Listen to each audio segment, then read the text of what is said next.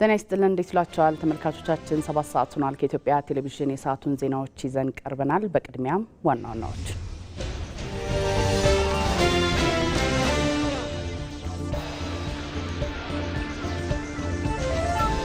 በኢትዮጵያ ታምርት ንቅናቄ ምርትን ከማሳደግና የውጭ ምንዛሬን ከመታደግ ባሻገር ዕውቀትና ክህሎትን ለዓለም ለማበርከት የሚያስችል አዲስ የኢንዱስትሪ ምዕራፍ ተጀምሯል።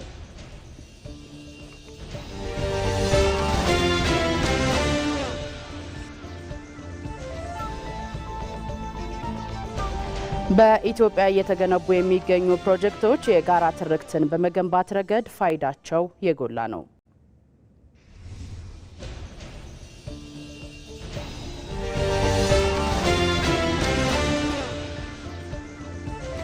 በምስራቅ ወለጋ ዞን የከሪሙ ወረዳና በደቡብ ምዕራብ ሸዋ ዞን የወሊሶ ከተማ ነዋሪዎች በሰባተኛው ጠቅላላ ምርጫ ላይ በንቃት ለመሳተፍ ዝግጅት እያደረጉ ነው።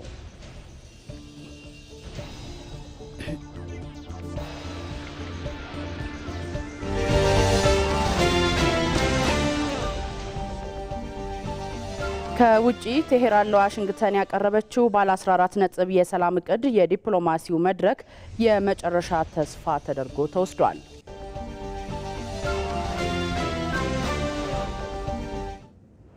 እነዚህንና ሌሎች ዜናዎችን ይዘን ቀርበናል። ከዜናዎቹ ጋር ሰናይት ብርሃኔ ነኝ። አብራችሁን ቆዩ። ወደ ቀዳሚው ዜና አልፋለሁ። በኢትዮጵያ ታምርት ንቅናቄ ምርትን ከማሳደግና የውጭ ምንዛሬን ከመታደግ ባሻገር ዕውቀትና ክህሎትን ለዓለም ለማበርከት የሚያስችል አዲስ የኢንዱስትሪ ምዕራፍ ተጀምሯል። የመንግስት ኮሚኒኬሽን አገልግሎት የሰጠውን መግለጫ እንደሚከተለው ይቀርባል። በጠቅላይ ሚኒስትር አብይ አህመድ አነሳሽነት የተጀመረው ኢትዮጵያ ታምርት ንቅናቄ 830 ፋብሪካዎችን ዳግም ወደ ስራ በማስገባት 4.85 ቢሊዮን ዶላር ገቢ ምርትን በመተካትና 433 ሚሊዮን ዶላር ከኤክስፖርት በማስገኘት አስደናቂ የኢንዱስትሪ ሽግግር ውጤትን አስመዝግቧል። ይሁን እንጂ የኢትዮጵያ መንግስት የኢትዮጵያ ታምርት ሀገራዊ ንቅናቄ ሲጀመር ግቡ ምርትን ማሳደግና የውጭ ምንዛሬን መታደግ ብቻ አልነበረም። ከነዚህ ኢኮኖሚያዊ ስሌቶች ባሻገር ትልቁና ስትራቴጂካዊ ስኬቶች የተመዘገበው ኢትዮጵያን የእውቀትና የክህሎት ምንጭ በሚያደርጉ የሰው ሀብት ልማት ላይ ነው። ዛሬ ላይ የማኑፋክቸሪንግ ዘርፍ የፋብሪካዎች ስብስብ መሆን ቀርቶ የነገዋን ኢትዮጵያ የሚገነቡ ብቁ ባለሙያዎችና መሪዎች የሚፈሩበት ታላቅ የተግባር ትምህርት ቤት መሆን ችሏል። ይህ ሽግግር ኢትዮጵያ በዓለም አቀፍ መድረክ ያላትን ተወዳዳሪነት ከጥሬ ዕቃ ላኪነት ወደ ቴክኖሎጂ ላኪነትና ክህሎት አቅራቢነት ከፍ የሚያደርግ ለነገዋ ኢትዮጵያ መሰረት የሚጥል የታሪካችን እጥፋት ነው። በታላላቅ ሀገራዊ ፕሮጀክቶች በኢንዱስትሪ ፓርኮችና በግዙፍ ፋብሪካዎች ውስጥ የታየው ተጨባጭ የለውጥ የመንግስት የፖሊሲ ጥንካሬ በተግባር የሚያረጋግጥ ነው። ከዚህ ቀደም በከፍተኛ ክፍያ በሚወጡ የውጭ ሀገር ዜጎች ብቻ ይተዳደሩ የነበሩ ውስብስብ የቴክኖሎጂ ሲስተሞች፣ ዘመናዊ የምርት መስመሮችና የሶፍትዌር መሰረተ ልማቶች ዛሬ ላይ ሙሉ በሙሉ በሀገር ውስጥ ወጣት መሐንዲሶችና ቴክኒሻል እየተመራ ይገኛል። ይህ ስኬታማ የእውቀት ሽግግር መንግስት ጥራት ያለው ፖሊሲ የመቅረጽ ብቻ ሳይሆን ፖሊሲን በተጨባጭ ወደ ተግባር የመለወጥና የማስፈጸም አቅም እንዳለው ትልቅ ማሳያ ነው። በዘርፉ የተሰማሩ ኢትዮጵያውያን ወጣቶችም የተፈጠረላቸውን ምቹ አውድ ተጠቅመው ቴክኖሎጂን የመቀበል ብቻ ሳይሆን የመግራትና የማላመድ ብቃታቸውን በተግባር በማሳየት ሀገራችን ለዘመናት የነበራትን የቴክኖሎጂ ጥገኝነት በፈጠራ አቅማቸው እያስቀሩና አዳዲስ የስራ ባህልና የታሪክ ምዕራፍ እየጻፉ ይገኛሉ። የኢትዮጵያ ታምርት ንቅናቄ ከቴክኒካሊ ብቃት ባሻገር አዲስ ኢንዱስትሪያዊ ስብዕና የስራ ባህልንም እየገነባ ነው። በዘርፉ የተሰማሩ ዜጎች ዓለም አቀፍ የጥራት ቁጥጥር ስታንዳርዶችን፣ ጥብቅ የጊዜ አጠቃቀምና ስልታዊ የአመራር ክህሎትን በመላበስ ላይ ናቸው። ከታችኛው የስራ እርከን ተነስቶ በዓለም አቀፍ ኩባንያዎች ውስጥ እስከ ከፍተኛ የውሳኔ ሰጭነት ደረጃ የደረሱ ወጣቶቻችን ኢትዮጵያ ለዓለም ገበያ የምታቀርበው ምርት የሰው ሀብታ መሆኑን እያስመሰከረ ነው። መንግስት የኢንዱስትሪ ሽግግር ትክክለኛ ፍሬ የሚለካው በውጭ ንግድ ስሌቶች ብቻ ሳይሆን በቴክኖሎጂ የደረጃና በእውቀት የበለጸገ አምራች ዜጋ በመፍጠር ነው። በመሆኑም ይህንን የክህሎት አብዮት ይበልጥ በማፍጠንና ዘርፉን የቴክኖሎጂ ምንጭ በማድረግ የዜጎችን ተጠቃሚነት ለማረጋገጥ የተጀመሩ ስራዎች በቁርጠኝነት ይቀጥላሉ።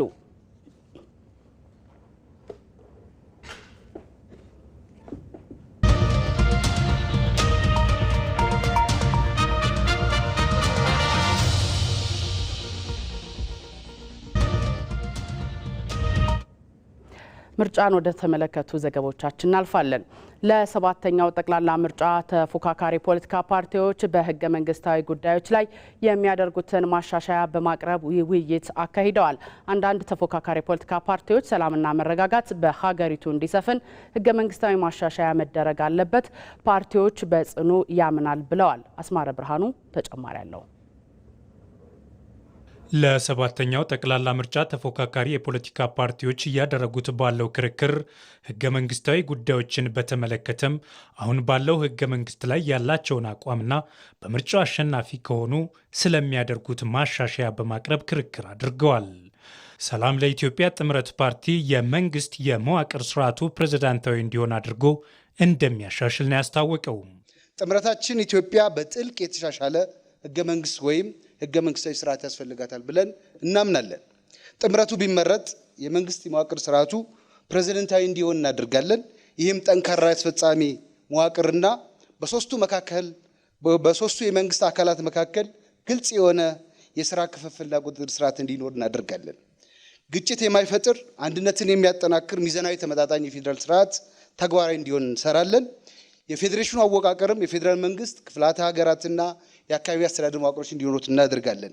የብልጽግና ፓርቲም ትክክለኛ የፌዴራሊዝም ስርዓት እንዲተገበርና ፍትሐዊነትን ለማስፈን እየተሰሩ ያሉ ተግባራት እንደሚጠናከሩ በመድረኩ አንስቷል። ብሔሮችና ብሔረሰቦች ራሳቸውን የማስተዳደር የራስን ዕድል በራስ የመወሰን ሚዛናዊ ውክልና ማግኘት ሀቀኛ ፌዴራሊዝምም የተተገበረው በፓርቲያችን ብልጽግና ነው። የፌዴራል መንግስት በክልሎቹ ጉዳይ በህገ መንግስታዊ መንገድ ካልሆነ በስተቀር ጣልቃ አይገባም። የሀብትና ልማት ፍትሐዊነት ለማረጋገጥ የጋራ ገቢ ክፍፍል እስከ ልማት ፍትሐዊ ስርጭት በግልጽ ቀመር ተሸንሽኗል፣ ይሸነሸናልም። የፌዴራልና ክልሎች እንዲሁም ክልሎች እርስ በርስ ግንኙነት ተደጋግፎ መውጣት የሚያስችል የመንግስታት ግንኙነት ህግም ጸድቆ ተግባራዊ ለውጥ እያስመዘገበ ይገኛል። ለአስተዳደር አመችነት ሲባል በህዝብ አሰፋፈር ቋንቋ፣ ማንነትና ፍቃድ ላይ ተመስርቶ ተጨማሪ 3 ክልሎች የዞን የልዩ ወረዳና የወረዳ አደረጃጀቶች በህገ መንግስቱ መሰረት ራስን በራስ የማስተዳደር እድል በሚያሰፋ መልኩም ተዘርግቷል። የወላይታ ህዝቦች ነጻነት ንቅናቄ አሁን በስራ ላይ ያለው ህገ መንግስት የህዝቦች የማንነትና የነጻነት መብት የተከበረበት እንደሆነ፣ ነገር ግን ከህገ መንግስቱ የተቀዱት ደንብና መመሪያዎች ፍትሐዊነት ስለሚጎላቸው ይህንን የማረም ስራ ላይ ፓርቲያቸው እንደሚያተኩር አብራርቷል። ዜጎች ራሳቸውን እድል በራሳቸው መወሰን እንዲችሉ የሚያደርግ እስከ መገንጠል ድረስ ያለውን ያለ ገደብ መብት የሚሰጥ ብሔሮች፣ ብሔረሰቦች፣ ህዝቦች ቋንቋቸውን፣ ባህላቸውን፣ ታሪካቸውን በአግባቡ ኤክሰርሳይዝ ማድረግ እንዲችሉ ከዛ ፊት ቅድመ ህገ መንግስት በነበረው ጊዜ ያጧቸውን መብቶችን በሙሉ ኢንተርቴይን ማድረግ እንዲችሉ የሚያደርግ ታላቅ ህገ መንግስት እንደሆነ ፓርቲያችን ያምናል። በዚህ ህገ መንግስት ውስጥ ይሄ ቀረ የማይባል ጥቅል ህጎች በውስጡ አሉ። ነገር ግን አገርን በተለያየ ጊዜ የሚመሩ አካላት ለዚህ ህገ መንግስት ዋስትና ለመቆም ከሚሰጧቸው አስተሳሰቦች ኃላፊነት በጎደለ አያያዝ ምክንያት የተፈጠሩ ችግሮች ናቸው እና እነዚህን ችግሮችን በማረም የኢትዮጵያ ህዝብ አሁን የተፈጠረው ከዚህ ቅርቃር ውስጥ ኢትዮጵያን መውጣትን ይችላሉ ብለን በጥብቅ እናምናለን። ዜጎች በእኩል የሚታዩበትን ስርዓት እውን የሚያደርግ ህገ መንግስታዊ ማሻሻያዎችን አደርጋለሁ ያለው ደግሞ የኢትዮጵያ ዜጎች ለማህበራዊ ፍትህ ፓርቲ ነው። እኛ የምናሻሽለው ህገ መንግስት እንዲሁም የምንፈልገው አንድነትን የሚያረጋግጥ ዜጎች በግድ በብሔራቸው ሳይሆን እንደ ግለሰብ በዜግነታቸው ጭምር እውቅና የሚኖራቸው ፖለቲካ ጆይን ሲያደርግ በብሔሬ ምን ጥቅም አገኛለሁ ብሎ ሳይሆን ወደ እውነተኛ ማንነቱ የፖለቲካ እውነተኛ ማንነቱ ተመልሶ ወደ በዜግነት የሚቆጠርበት የሁሉንም ዜጎች ባህል፣ ቋንቋ፣ የሃይማኖት መብት የሚያከብር ብዝሃነታችን የመነታረኪያና የመጋጫ ምክንያት ሳይሆን እንደውም የውበታችን መገለጫ የሚሆንበት አንድን አካባቢ ለአንድ ብሔር ብቻ በመስጠት ኦሮሚያ የኦሮሞ ነው፣ አማራ የአማራ ብቻ ነው፣ ትግራይ የትግራይ ብቻ ነው የሚለውን አሻሽለን ሁሉም የኢትዮጵያ ክፍል የሁሉም ኢትዮጵያውያን እንዲሆን እናደርጋለን። ተፎካካሪ የፖለቲካ ፓርቲዎቹ ከጋዜጠኞችና ከመድረኩ ተሳታፊዎች ለተነሱላቸው ጥያቄዎች ምላሽ በመስጠትም ለሀገር ይበጃል በሚል በህገ መንግስቱ ላይ ስለሚያደርጓቸው ማሻሻያዎች በዝርዝር አቅርበዋል። በአካባቢው ከዚህ ቀደም በነበረው የሰላም እጦት ችግር ህገ መንግስቱ ያጎናጸፋቸውን የመምረጥ መብት ገፏቸው እንደነበር የምስራቅ ወለጋ ዞን የከሪሙ ወረዳ ነዋሪዎች ማሳያ ናቸው። በተሰራው ጠንካራ የህግ ማስከበር ስራና በአካባቢው በተገኘው ሰላም ለሰባተኛው ጠቅላላ ምርጫ ነዋሪዎቹ ተዘጋጅተዋል። ሐምራዊት ብርሃኑ በምስራቅ ወለጋ ዞን የኪረሙ ወረዳ ነዋሪዎች ዘንድሮ ለሚካሄደው ለሰባተኛው ጠቅላላ ምርጫ ድምጽ ለመስጠትና የዜግነት ግዴታቸውን ለመወጣት የምርጫ ካርድ በመውሰድ የምርጫውን ቀን በመጠባበቅ ላይ ናቸው። ነዋሪዎቹ ከዚህ በፊት በአካባቢው በነበረው የጸጥታ ችግር ምክንያት በስድስተኛው ጠቅላላ ምርጫ ላይ አለመሳተፋቸውን ገልጸው አሁን ግን የአካባቢው ሰላም ወደ ነበረበት በመመለሱ በሰባተኛው ጠቅላላ ምርጫ ላይ የሚፈልጉትን ፓርቲ ለመምረጥ ተዘጋጅተዋል። ካናንዱራ መርሳጃ ይፋ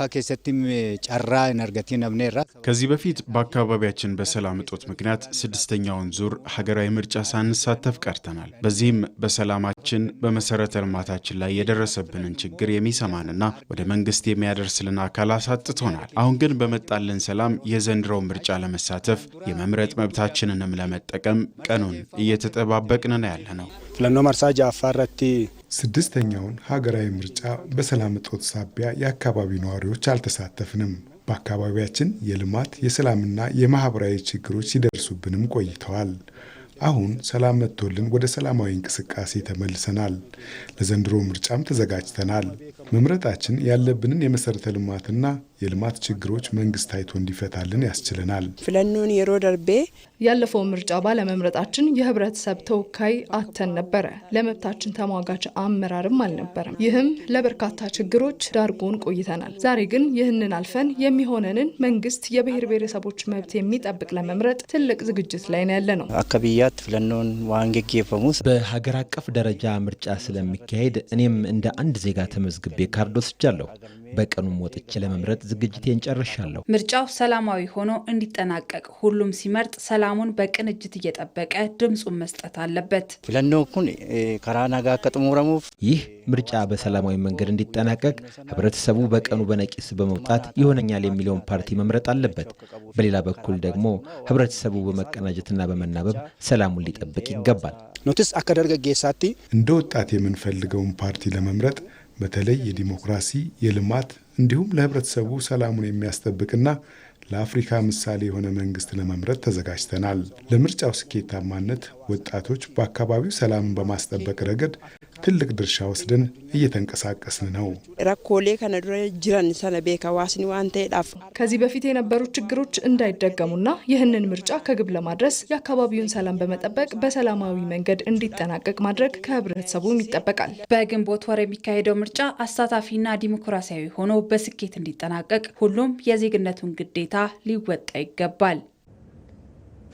በደቡብ ምዕራብ ሸዋ ዞን የወሊሶ ከተማ ነዋሪዎች የምርጫ ካርድ ወስደው በሰባተኛው ጠቅላላ ምርጫ ላይ በንቃት ለመሳተፍ ዝግጁ ናቸው።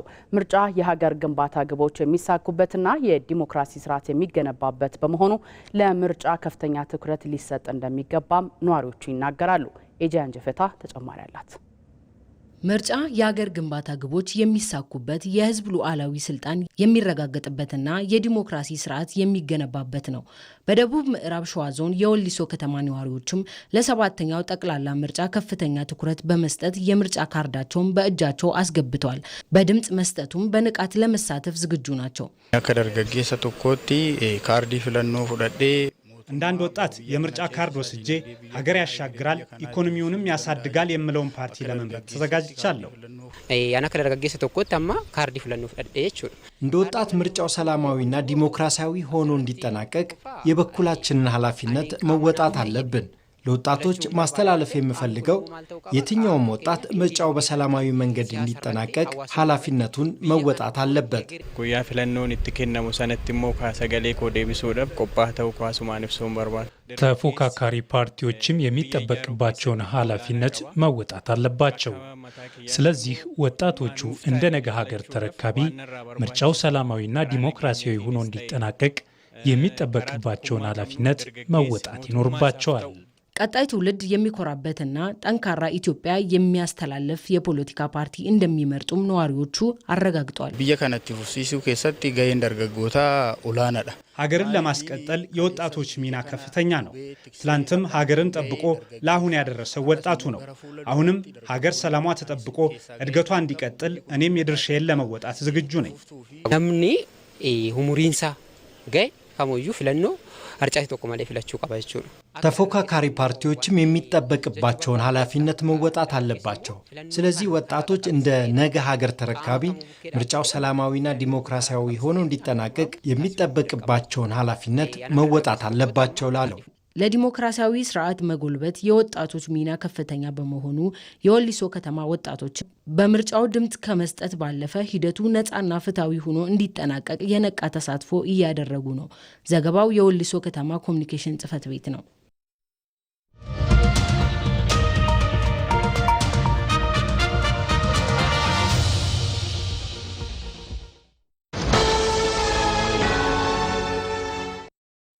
በየአራት ዓመቱ የእግር ኳስ አድናቂዎች በጉጉት የሚጠብቁት ትልቁ የእግር ኳስ ውድድር ይመለከታሉ። በሞቀ መንፈስ በጋራ የድጋፍ ዝማሬ አስደሳቹን የእግር ኳስ ትዕይንት እርስዎ በአካል መታደም ይችላሉ።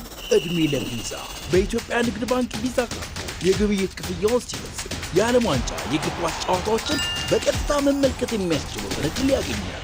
ነካ አድርገው ከፍለው ወደ ፊፋ 2026 የዓለም ዋንጫ ይጓዙ።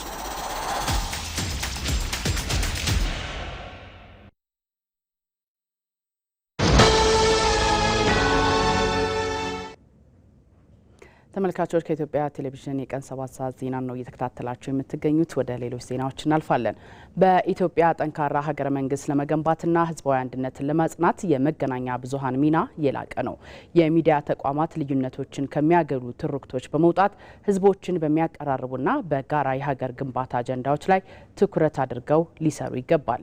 ብርቱካን አስናቀ ትርክት የአንድ ማህበረሰብ ያለፈ ታሪክ፣ የአሁኑ እውነትና የወደፊት ተስፋ የሚነገርበት መንገድ ነው። በኢትዮጵያ ባለፉት ዓመታት ከሚያሰባስቡ ሀሳቦች ይልቅ የሚነጣጥሉ በስፋት ሲነገሩ ቆይተዋል። እነዚህ ትርክቶች ሀገርን ከመገንባት ይልቅ የልዩነት ግንቦችን በማነጽ ላይ የተጠመዱ በመሆናቸው ከፍተኛ ዋጋ እያስከፈሉ ይገኛሉ። ይህንን ክፍተት ለመሙላትና የወል ትርክትን ለመገንባት የሚዲያዎች ሚና ከፍተኛ ነው።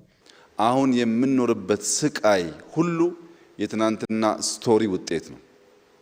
ትናንት ሰዎች ጥንቃቄ መውሰድ ሳይችሉ አረም ስለዘሩ ዛሬ መከባበር፣ መዋደድ፣ መተጋገዝ፣ መተማመን ላልቶ በረባ ባረባው የምንዋቀስ፣ የምንካሰስ፣ የምንጋደል እንድንሆን ያደረገን ትናንት የተዘራው እንክርዳድ። ሚዲያዎች ብዙ ይጠበቅባቸዋል።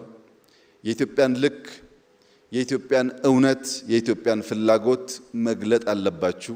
ባደገች ሀገር ውስጥ ያደገ ሚዲያ፣ ባደገ ሚዲያ ውስጥ ያደገ የጋዜጠኛ ማንነት ለመያዝ እንዲቻል በሀገራችን እድገት ላይ በጋራ በትብብር በስምምነት እንድንሰራ ምኞቴን እገልጻለሁ። መገናኛ ብዙሃን የአንድ ሀገር የዲሞክራሲ ስርዓት ግንባታ ምሰሶና የመረጃ ምንጭ ብቻ ሳይሆኑ የጋራ ማንነትና አሰባሳቢ ትርክትን በመቅረጽ ረገድ ቁልፍ መሳሪያዎች ናቸው። በመሆኑም የሚዲያ ተቋማት ከጠባብና ከጎራ ትርክት ወጥተው ሀገራዊ ጥቅምን በማስቀደም የህዝቦችን አብሮነት የሚያጎሉ ይዘቶች ላይ ትኩረት የማድረግ ትልቅ ኃላፊነት አለባቸው። የኢትዮጵያን ብዝሃነት ታሳቢ ያደረገ መገለጫ እንደመሆናቸው መጠን ይህንኑ ብዝሃነት ይበልጥ የሚያጎላ በዚሁ ብዝሃነት ውስጥ የኢትዮጵያ ቀለሞች ጎልተው እንዲወጡ የሚያደርግ እያንዳንዱ የኢትዮጵያ ማህበረሰብ ያሉት ተስፋ፣ ያሉት ፈተናዎች፣ ያለው ደግሞ ጥቅሞች የተሳሰሩ ከመሆናቸው ጋር ተያይዞ መነሻቸው የሀገሪቱ የተለያየ ጫፍ ይሆናል።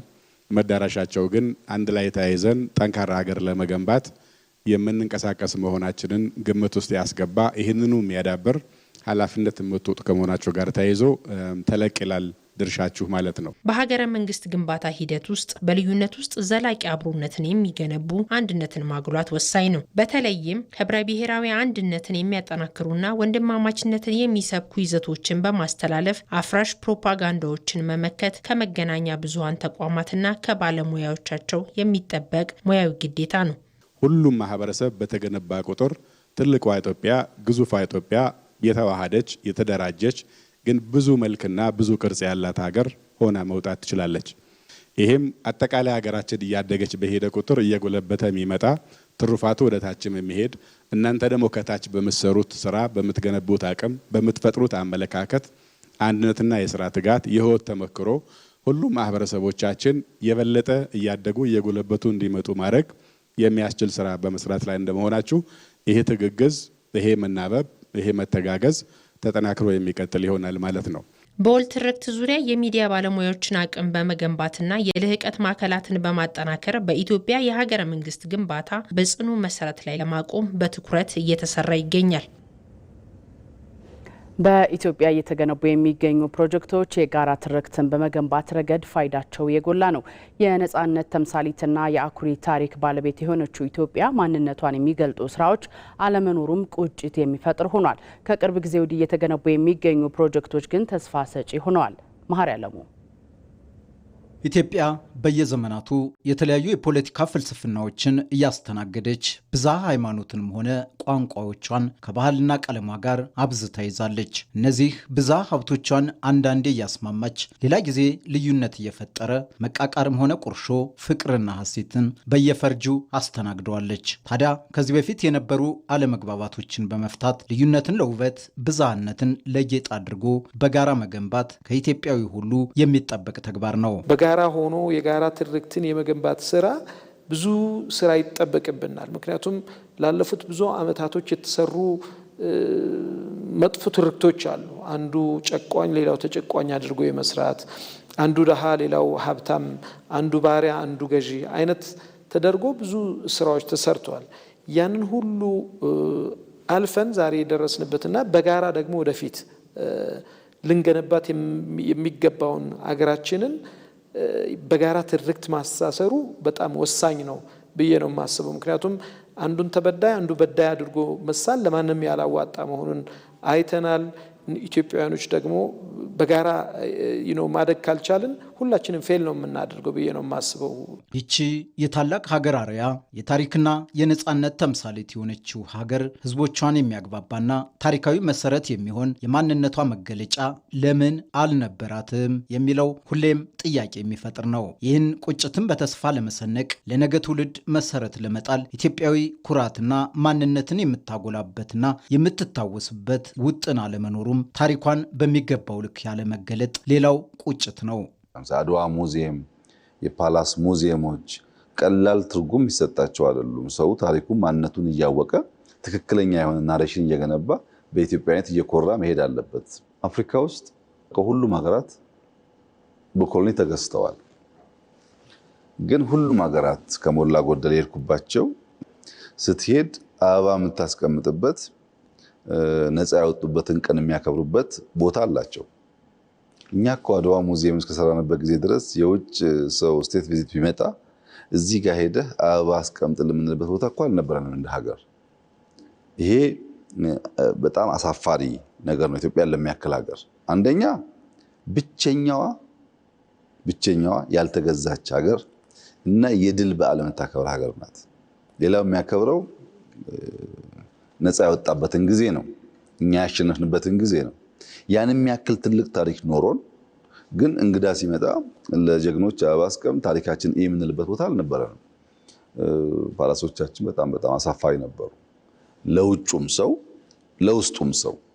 እነዚያን ነገር እያየ ያደገ ሰው የአርበኝነት ስሜት ሀገር የመውደድ ስሜቱ እያደገ ይሄዳል። አሁን ላይ በተለያዩ አካባቢዎች እየተገነቡ የሚገኙት እነዚህ ፕሮጀክቶች ተሰፍሮ የማያልቀውን ሀብቷን ተነግሮ የማያልቅ ታሪካዊ ማንነቷን የገለጡ ሆነዋል። ፕሮጀክቶቹ ኢትዮጵያውያን የሚኮሩባቸው ለትውልድ የሚነግሯቸው ሆነው መሰረት መጣል ጀምረዋል። እነዚህ ስራዎች አንድ የጋራ ትርክትን መገንባት የሚያስችሉ ሆነው መገንባታቸው ደግሞ ትውልድ ተሻጋሪ ያደርጋቸዋል። ጠቅላይ ሚኒስትር አብይ ከመጡ በኋላ ላይ ያሉትን ሂደቶች ብንመለከት ገበታ ለሀገር፣ ገበታ ለትውልድ፣ ገበታ ለሸገር በሚል በተለያዩ አካባቢዎች ለምሳሌ የቱሪስት መስህቦችን በመገንባት ደረጃ በጣም ከፍተኛ የሆነ ስራ መሰራቱን ማየት ይቻላል። ለምሳሌ እኔ ካለሁበት አፋር ክልል ብንመለከት ኒዒሌ ፓልም ፕሮጀክት ዛሬ ቱሪስቶችን ሊስብ የሚችል ሌላውም ኢትዮጵያዊ ደግሞ እዛ አካባቢ መጥቶ የጋራ ትስስር፣ ምክንያቱም አንድ የቱሪስት መስህብ ብቻ ሲሆን ለውጭ ሀገር ዜጎች ብቻ አይደለም። ምክንያቱም ኢትዮጵያን ለማወቅ ሁሉም ሄዶ የሚያርፍበት የሚጎበኘው ቦታ ሲኖር የጋራ ትስስርን የሚያጠናክሩ ነገሮች ናቸው እነዚህ ነገሮችና አፋር ክልል ላይ የተሰሩትን፣ አማራ ክልል ላይ የተሰሩትን፣ ደቡብ ላይ የተሰሩትን ስራዎች ስንመለከት ትልልቅ ፕሮጀክቶች ናቸው። ያ ትልልቅ ፕሮጀክቶች አንደኛ በኢኮኖሚ ደረጃ አንዱ ዝቅ ብሎ አንዱ ደግሞ ከፍ የሚልበት ሁኔታ አይደለም። ሁሉም በጋራ የሚያድግበት ሁኔታ ያመቻቻል ብዬ ነው የማስበው። ለመሰል ፕሮጀክቶች እውን መሆን ኢትዮጵያውያን ሁሉ አሻራቸውን በማኖር ለመጪው የትውልድ ግንባታ የበኩላቸውን ሊወጡ ይገባል። ኢትዮጵያ አስገራሚ የባህልና የታሪክ ባለቤት ሀገር ናት አሉ በአሜሪካ የዲሲ ነዋሪዎች። ነዋሪዎቹ ስለ ኢትዮጵያ ታሪክና የባህል መስህብ ያደነቁት በአሜሪካ የኢትዮጵያ ኤምባሲ ባዘጋጀው ዓመታዊ የፓስፖርት ዲሲ በተሰኘ ፕሮግራም ላይ ነው። ንጋት በቃና ኢትዮጵያ በቱሪዝም መስክ አያሌ የሚጎበኙ መስህቦች ያሏት ሀገር መሆኗ ተገለጸ። በየዓመቱ በሚካሄደው ፓስፖርት ዲሲ በተሰኘው ዓመታዊ ፕሮግራም አማካኝነት ዋሽንግተን ዲሲ የሚገኘው የኢትዮጵያ ኤምባሲ በብዙ ሺዎች በሚቆጠሩ ሰዎች ተጎብኝቷል።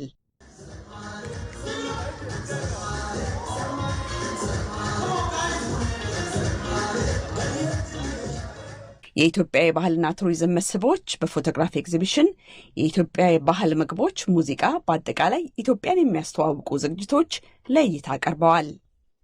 ኢትዮጵያ የቡና መገኛ ሀገር ከመሆኗ ጋር የቡና አፈላል ባህሏ የብዙ ጎብኚዎችን ቀልብ ስቧል። እዚህ ስመጣ የመጀመሪያ አይደለም። እዚህ ኤምባሲ ያለውን ዝግጅት ስጎበኝ ግን የመጀመሪያ ነው። ወደ ኢትዮጵያ እንድንሄድ ሊያደርገን ይችላል። በጣም ነው ደስ የሚለው። ኢትዮጵያ በጣም ውብ ሀገር ናት። የብዙ ታሪክ ባለቤትም ናት። እያንዳንዱ ኢትዮጵያዊ የሚገርም ታሪክ አለው። ባህሉ፣ ቱሪዝሙ፣ ሁሉም ነገር በኢትዮጵያ ሳቢ ነው። ኢትዮጵያውያን ተግባቢ፣ ተጫዋችና ትሁት ናቸው። እያንዳንዱ ነገር ያለው ታሪክ የሚያስደስት ነው። ምግባቸውም፣ እንጀራውን፣ ቅመማ ቅመሞቹን፣ ቡናውን፣ ሁሉንም በጣም ወድጃቸዋለሁ። መዋቢያቸውም በጣም ያምራል። ሁሉም ባህላዊ ነገሮች የሚገርሙ ናቸው። ኤምባሲው በፓስፖርት ዲሲ አማካኝነት በሩን ለጎብኚዎች ክፍት ማድረጉ የቱሪዝም መዳረሻቸውን ኢትዮጵያ ላደርጉ ላሰቡ ቱሪስቶች ኢትዮጵያን ለማወቅ መልካም እድልን ፈጥረዋል ብለዋል አምባሳደር ብናልፍ አንዱዓለም። ተመልካቾች፣ ለጎብኚዎች በአግባቡ የኢትዮጵያን የባህል በልዩ ልዩ አልባሳት ማለት ነው በተለያዩ የብሔር ብሔረሰቦች አልባሳት ተውበው በዛ ውዝዋዜውን ያሳያሉ። የኢትዮጵያን የኪነ ጥበብ እንትኑንም ይመለከታሉ ማለት ነው። ከዛ ውጪ የተለያዩ የቱሪዝም መዳረሻዎችን በስዕል፣ በፎቶግራፎች በመሳሰሉት ነገሮችም እንዲያዩ ይደረጋል። ከዛም ደግሞ የኢትዮጵያን የቡና ካልቸር የቡና ይሄ በተለይ እኛ የምንታወቅበት የቡና መገኛ እንደመሆናችን መጠን ቡናውን ቴስት እንዲያደርጉት ብቻ ሳይሆን የአፈላል ስርዓቱንም ጭምር ባህሉን እንዲያዩት ነው የሚደረገው እና ዋናው ዓላማም እዚህ ብቻ አይተው እንትን እንዲሉ ሳይሆን ከተቻለ ደግሞ ወደ ኢትዮጵያም ሄደው ኢትዮጵያንም እንዲጎበኙ ማድረግ ነው። የቱሪዝም እንቅስቃሴዎችን ወይም የቱሪዝም መዳረሻዎችን ሄደው እንዲመለከቱም ጭምር ማነሳሳት መልእክት ያለው ነው ማለት ነው። ንጋት በቃና፣ ዋሽንግተን ዲሲ። በኢትዮጵያ ዲጂታል አገልግሎትን ለዜጎች ተደራሽ በማድረግ ሂደት ውስጥ ለፋይዳ ብሔራዊ መታወቂያ ትኩረት ተሰጥቷል። እስካሁንም 42 ሚሊዮን ሰዎች የፋይዳ መታወቂያ ወስደዋል። የፋይዳ ዲጂታል መታወቂያ በተለያዩ አገልግሎት ሰጪ ተቋማት በቅድመ ሁኔታም ተቀምጧል። ሪፖርተራችን አሚር ጌቱ የፋይዳ መታወቂያ የምዝገባ ሂደትን ቃይቶ ተከታዩን አዘጋጅቷል። በዲጂታል ኢትዮጵያ 2030 ማዕቀፍ ውስጥ ከሚገኙ የአገልግሎት ዘርፎች ውስጥ አንዱ የሆነው የናሽናል አይዲ ወይም ፋይዳ አንዱ ነው። ይህ የአገልግሎት ዘርፍ እንግዲህ ዜጎች ፈጣንና ቀልጣፋ አገልግሎት እንዲያገኙ በማስቻል በኩል ውጤታማ ስራ እየሰራ ይገኛል። በዚህ በፋይዳ ስርዓት ውስጥ የሚሰሩ ስራዎች ምን ይመስላሉ? የአገልግሎት ዘርፉ በምን ውስጥ የሚያልፍ ነው? አጠቃላይ ሂደቱ ምን ይመስላል? በሚለው ላይ እንግዲህ አጠር ያለ ቅኝት እናደርጋለን። አብራችን ቆዩ።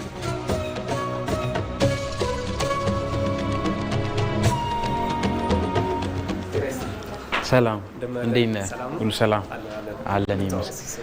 እሺ ባርናባስ መኮንን እባላለሁ። በፋይዳ ከፍተኛ የምዝገባ ሂደት ተቆጣጣሪ ነኝ። እንኳን ደህና ቆየኸኝ። ዛሬ እንግዲህ በእናንተ የፋይዳ ሴንተር ውስጥ አጠቃላይ ያለው የስራ እንቅስቃሴ ከረንትሊ ያሉ መረጃዎች ደግሞ ምን ይመስላሉ በሚለው ዙሪያ ላይ አንዳንድ መረጃዎችን ልንጠይቅህ ነው የመጣው።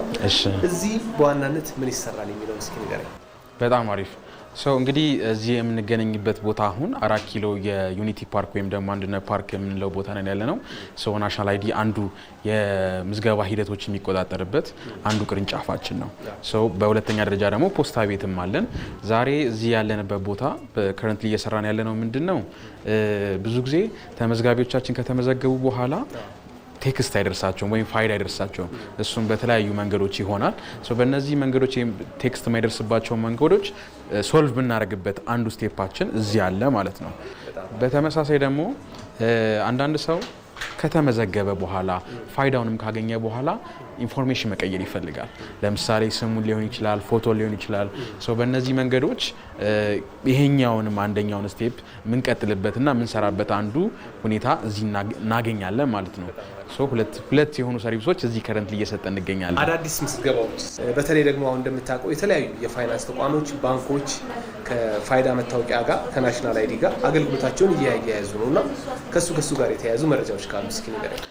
በጣም አሪፍ ከረንትሊ አሁን ባለው የስራ ሂደት በናሽናል አይዲ የምዝገባ ሂደት ወደ 42 ሚሊዮን የሚሆኑ የኢትዮጵያ ሬዚደንስ ያላቸው እንዲሁም የውጭ ሀገር ፎሬን የሆኑ ዜጎች የምዝገባ ሂደቱን አከናውነዋል። የአገልግሎት ሰጪ ተቋማቶች ፋይዳን እየጠየቁ ነው። ምክንያቱም ከጥቅም አንጻር በጣም ትልቅ ፋይዳ ስላለው። ስለዛ አሁን ባለው የስራ ሂደት ከፓርትነሮቻችን ጋር አብረን በመስራት ላይ እንገኛለን። የተለያዩ ባንኮች አሉ፣ ፖስታ ቤትም አለ፣ የተለያዩ የመንግስት ሴክተሮች አሉ። ከእነሱ ጋር አንድ ላይ በመሆን የምዝገባ ሂደቱን እያሳለጥ እንገኛለን።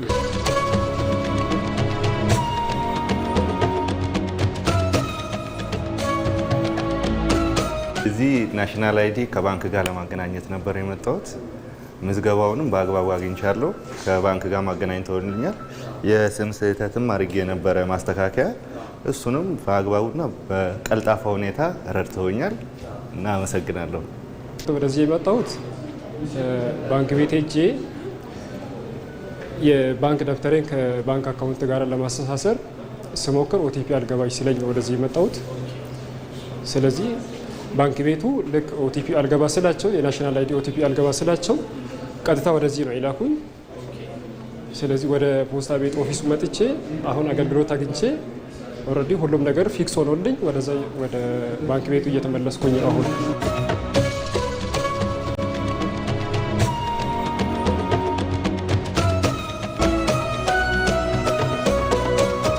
የተሳካ ምዝገባ ከሆነ ወደ ፋይዳ የምዝገባ የቴክስት ሁኔታ እንደሚደርሰው ሁላ የምዝገባ ሂደቱ ካልተሳካ ደግሞ በዛውም ልክ ድጋሚ እንዲመዘገብ የመረጃ ጥራት ስህተት ስላለበት ተመዝጋቢያችን ድጋሚ እንዲመዘገብ ቴክስት ይገባለታል። ተመዝጋቢዎቻችንን በዚህ አጋጣሚ እንደ ምክር ብዬ የምናገረው ወደ ምዝገባ ሂደት ስትመጡ ያንዳንዱ መረጃ በማረጋገጥና እንዲሁም ትክክለኛ የሆነ መረጃ በመሙላት በምዝገባ ሂደቱ ላይ ቅልጥፍና እንዲኖረውና ጽድት ያለ ግልጽ የሆነ የምዝገባ ሂደት እንዲሳለጥ ከፍተኛ አስተዋጽኦ ያደርጋል ማለት ነው። በጣም አመሰግናለሁ። ቴንክ ዩ አመሰግናለሁ። እሺ እንቀጥላለን ተመልካቾቻችን። በሰሜን ጎጃም ዞን ወደ እርሻ ያልገቡ አዳዲስ የእርሻ መሬቶችን ወደ እርሻ በማስገባትና የሜካናይዜሽን እርሻን በማስፋፋት የማምረት አቅምን ለማሳደግ እየተሰራ ነው። የዞኑ ግብርና መምሪያ የ2018-19 የምርት ዘመን የሰብል ልማት የንቅናቄ መድረክ የተካሄደ ሲሆን በምርት ዘመኑ ከ17.9 ሚሊዮን ኩንታል በላይ ምርት ለማምረት ታቅዷል። ሳሙኤል ወርቃየው በሰሜን ጎጃም ዞን አዳዲስ የእርሻ መሬቶችን ወደ ስራ በማስገባት ምርትና ምርታማነትን ለማሳደግ በትኩረት እየተሰራ መሆኑ ተገልጿል። በዞኑ የተለያዩ ወረዳዎች የግብርና ጽሕፈት ቤት ኃላፊዎች እንደሚያስረዱትም በሰብል ልማት በ2018-19 የመኸር ወቅት በባለፉት ዓመታት የታዩ ውጤቶችን በማስቀጠል የማምረት አቅምን ለማሳደግ የሚያስችሉ ተግባራት ከወዲሁ እየተከናወኑ መሆናቸውን ገልጸዋል። 18-19 የምርት ዘመን ውስጥ በጥሩ እንቅስቃሴዎቹ እየገባን ያለንበት የቅድመ ዝግጅት ስራዎችን እየሰራን ያለንበት ሁኔታ ነው ያለው። ከነበረን መሬት ላይ ተጨማሪ መሬት ፈጥረን የምርት ጭማሪ እንጨምራለን ብለን እናስባለን። ሁለተኛው የግብርና ኤክስቴንሽን አደረጃጀትን በመጠቀም አጠቃላይ የግብርና መዋቅር ከወረዳ እስከ ቀበሌ ያለው የአርሶ አደራችን ንቅናቄ አካሄደን ምርጥ ዘር እንዲጠቀሙ፣ የአፈር ማዳበሪያ እንዲጠቀሙ፣ ኮምፖስት እንዲጠቀሙ በማድረግ የግብርና ዘመናዊነትን በማላበስ ምርትና ምርታማነትን እንጨምራለን ብለን እናስባለን። አርሶ አደራችን ይህንን ስራ በመስራት አሰራሩንም በማዘመን ምርት ሊያሳድግለት እንደሚችል ካለፉት ዓመታት ተሞክሯችን ባህር ዛፍ እየነቀለ ወደ እርሻ ስራ እየገባ ያለበት ሰዓት ስለሆነ ከዚህ አንጻር አንድ ይሄ ጥሩ አጋጣሚ ነው። ከዛ ባሻገር ምናልባትም በካዳስተር ተያዙ መሬቶች ወደ እርሻ ስራ ያልገቡ ሊኖሩም ስለሚችሉ እነሱን መሬቶችን ከመሬት አስተዳደር ጋር በመናበብ የትኞቹ መሬቶቹ ወደ ስራ ሳይገቡ የቆዩ አሉ የሚለውን ካረጋገጥነ በኋላ ያሉ መሬቶችን ጸጋችንን ለቅመን ቆጥረን በመውሰድ ውጤታማ የሆነ ስራ እንሰራለን ብለን እናምናለን። በ2017-18 የምርት ዘመን በዞኑ ከ321 ሺህ ሄክታር በላይ መሬት ላይ የተለያዩ ሰብሎችን በማልማት 14.5 ሚሊዮን ኩንታል ምርት መሰብሰብ መቻሉን የገለጹት ደግሞ የሰሜን ጎጃም ዞን ምክትል አስተዳዳሪና የግብርና መምሪያ ኃላፊ አቶ በለጠ ጥጋቡ ናቸው። በምርት ዘመኑ የምርት መጠኑንም ከ46 ኩንታል በሄክታር ወደ 48 ኩንታል ማሳደግ መቻሉን ተናግረዋል። በተያዘው 2018-19 የምርት ዘመንም አዳዲስ የእርሻ መሬቶችን በስፋት ወደ ስራ በማስገባትና ምርትና ምርታማነትን የሚያሳድጉ ተግባራትን በማከናወን 17.9 ሚሊዮን ኩንታል ምርት ለማምረት መታቀዱን ገልጸዋል። በ18-19 ምርት ዘመን ፐር ሄክታር 3 ኩንታል መጨመር መቻል አለብን ብለን ከ48 ኩንታል ወደ 51 ኩንታል አቅደን 10500 ሄክታር መሬት በመጨመር ወደ 332 ሄክታር መሬት እናርሳለን ብለን አቅደናል ማለት ነው። በዚህም 17.9 ሚሊዮን ኩንታል ምርት እናገኛለን ብለን ነው የምናስብ። ዞኑ የሚታወቅባቸው የኮሚዲቲ ሰብሎች አሉ። እንግዲህ ምርት በሁለት አይነት መንገድ ነው የሚያድገው። አንደኛው ቴክኖሎጂን በመጠቀም ሙሉ ፓኬጅ በመጨመርና በክላስተር በማምረት ነው። ሁለተኛው ምርት መሬት በመጨመር ነው ማለት ነው። ክላስተር 5 የኮሚዲቲ ክላስተር ሰብሎች አሉን እንደ ዞን በቆሎ፣ ጤፍ፣ ሩዝ፣ አኩሪ አተርና ቦለቄ ናቸው። እነዚህም ከምርት ደረጃ 73%ን ይዛሉ ማለት ነው። ከምናገኘው 17.9 ሚሊዮን ኩንታል 73%ን በእነዚህ ክላስተሮች ነው በኮሚኒቲ ክላስተር ሰብሎች እናገኛለን ብለን አቅደን እየሰራን ያለነው ማለት ነው። ይህን እቅድ ለማሳካትም ለአርሶ አደሩ ግብዓት የማሟላትና ሜካናይዜሽንን የማስፋፋት ስራዎችም እየተሰሩ ነው ብለዋል። ዞኑ 2016 ሲቋቋም የነበረን 3 ትራክተር ነው እንደ ዞን ማለት ነው። አሁን ከ35 በላይ ትራክተሮች አሉ። እርሻውም እየተለመደ ነው ማለት ነው። ሜካናይዜሽን አንዱ እንትን ነው። ሁለተኛው ግብዓት ነው። ምርትና ምርታማነትን ለማሳደግ ዘመናዊ አሰራር እንዳለ ሆኖ ግብዓት በጣም ወሳኝ ነው። 1.2 ሚሊዮን ኩንታል የአፈር ማዳበሪያ በዚህ አመት ለአርሶ አደሩ እናሰራጫለን ብለናል። የዚህ 50% ገብቶልናል አሁን ላይ ማለት ነው። ጋዘናችን ላይ ገብቷል፣ እያሰራጨን ነው። በዞኑ የ2018-19 የምርት ዘመን የሰብል ልማት የንቅናቄ መድረክም የተካሄደ ሲሆን በምርት ዘመኑ የታቀዱትን ለማሳካት በቅንጅት እንደሚሰራም ተገልጿል። ከውጪ ቴሄራን ለዋሽንግተን ያቀረበችው ባለ 14 ነጥብ የሰላም እቅድ የዲፕሎማሲ መድረክ የመጨረሻ ተስፋ ተደርጎ ተወስዷል። የአሜሪካው ፕሬዝዳንት ዶናልድ ትራምፕ እቅዱን እመለከተዋለሁ ቢሉም ዋሽንግተን ለቀጠናው አጋሮቿ የ8 ቢሊዮን ዶላር የጦር መሳሪያ ሽያጭ ማጽደቋ የሰላሙን ተስፋ ጥያቄ ምልክት ውስጥ ጥሎታል። ተስፋዬ ለሜሳ ኢራን ይፋ ያደረገችው ባለ 14 ነጥብ የሰላም እቅድ በቀጠናው ያለውን ወታደራዊ ፍጥጫ ለመቀልበስ የቀረበ ቅድመ ሁኔታ ይመስላል። በእቅድ ውስጥ ከተካተቱ ዋና ዋና ነጥቦች መካከልም አንደኛው አሜሪካ የጠየቀችው የ2 ወር የተኩስ አቁም ውድቅ ተደርጎ በ30 ቀናት ውስጥ የጦር ኃይሏ በአፋጣኝ ከአካባቢው እንዲለቅ ኢራን የጠየቀችበት ነው። በሆርሙዝ ወሽመጥ ላይ የሚገኙ የአሜሪካ የጦር መርከቦች ከኢራን የባህር ክልል ርቀው እንዲሰፍሩ የሚለው ሌላኛው እቅድ ነው። በሶስተኛነት በነዳጅና በባንክ ዘርፎች ላይ የተጣሉ ማዕቀቦችም ያለምንም ቅድመ ሁኔታ እንዲነሱ ኢራን ጠይቃለች። አራተኛው የቀጠናው የጸጥታ ጥበቃ ለጎረቤት ሀገራት ብቻ እንዲተውና የሌሎች ኃይሎች ጣልቃ ገብነት እንዲቆም የሚሉ ጠንካራ ጥያቄዎች ከ14ቱ የኢራን የሰላም አማራጭ ነጥቦች ውስጥ ተካተዋል። ቀሪዎቹ ነጥቦችም በቴክኒካዊ የደህንነት ትብብርና በእስረኞች ልውውጥ ዙሪያ የሚያጠነጥኑ መሆናቸው ተመላክቷል። ቴህራን እነዚህ ነጥቦች ካልተከበሩ በቀጣይ ለዲፕሎማሲው በር እንደማይኖራት በግልጽ አስታውቃለች።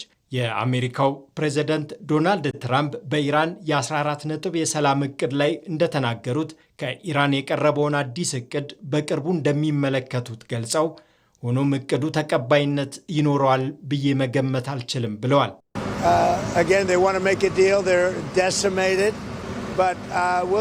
ይህ የሰላም እቅድ የማይሳካ ከሆነ በቀጠናው ያለው ጦርነት ወደ ከፋ ደረጃ ሊያመራ ይችላል የሚል ስጋትን ፈጥሯል። ዋነኛውና ሌላው ጉዳይ የሆርሙዝ ወሽመጥ መዘጋት ነው። ቴህራን ወሽመጡን ሙሉ በሙሉ በመዝጋት የዓለምን የነዳጅ ዝውውር ሽባ ካደረገች የነዳጅ ዋጋ በአንድ በርሜል $180 በላይ ሊያሻቅብ ይችላል። ይህም የኢንዱስትሪ ምርቶችን ከማንበርከኩም ባለፈ በትራንስፖርት ወጪ መናር ሳቢያ የምግብ ዋስትና ስጋት በእያንዳንዱ የዓለም ክፍል ደጃፍ ላይ እንዲያንኳኳ ያደርገዋል። የቴህራን አዲሱ እቅድ ለሰላም የመጨረሻው ድል ይሁን ወይስ ለከፋ ጦርነት መነሻ በቅርቡ የሚታይ ይሆናል። የትራምፕ አስተዳደር በዲፕሎማሲና በጦር መሳሪያ ሽያጭ መካከል የያዘው አቋም ግን ቀጠናውን በፈሳሽ ባሩድ ላይ እንዳስቀመጠው ግልጽ ነው። ዋሽንግተን ለነጥቦቹ የምትሰጠው ይፋዊ ምላሽ የዓለምን ቀጣይ አቅጣጫ ይወስነዋል። ተመልካቾቻችን ከኢትዮጵያ ቴሌቪዥን ለቀን 7 ሰዓት ያዘጋጀናቸው ዜናዎቹ የእስካሁኖቹ ነበሩ። ዜናዎቹን የመራው ሰናይት ብርሃን ያብሬያችሁ ቆይቻለሁ። ስፖርታዊ መረጃዎች ይቀጥላሉ።